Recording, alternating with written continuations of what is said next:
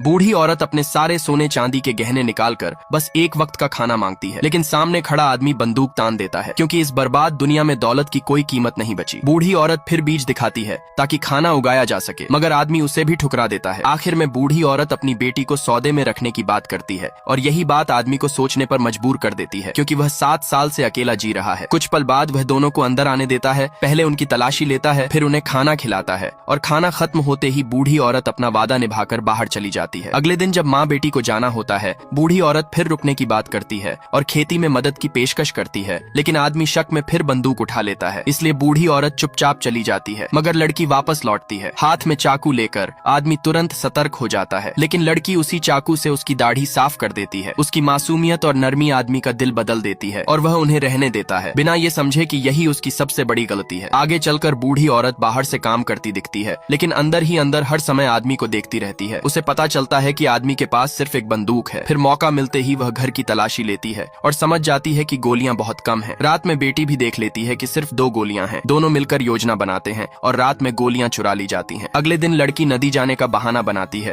ताकि आदमी का ध्यान हटे। वहीं बूढ़ी औरत पीछे से हमला करने की कोशिश करती है, लेकिन उसी वक्त आदमी जमीन पर अजनबी पैरों के निशान देख लेता है और समझ जाता है कि लड़की खतरे में है। वह तुरंत नदी की ओर दौड़ पड़ता है। बूढ़ी औरत भी पीछे जाती है। वहाँ पहुंचकर उन्हें सिर्फ लड़की का एक जूता मिलता है। वह गायब होती है। बूढ़ी औरत घबराकर उसे पुकारती है, मगर कोई जवाब नहीं मिलता। आदमी टूटे हुए पौधों और पैरों के निशानों को देखकर उनका पीछा करता है और घास के मैदान तक पहुंच जाता है, जहां उसे लगता है कि दुश्मन पास ही है। वह जेब से गोलियां निकालने की कोशिश करता है, लेकिन गोलियां गायब होती हैं। तभी उसे समझ आता है कि बूढ़ी औरत ने उसे धोखा दिया है और उसी पल वह बंदूक बंद करके सीधा खड़ा हो जाता है, जबकि दुश्मन उससे सिर्फ 10 मीटर दूर खड़ा होता है।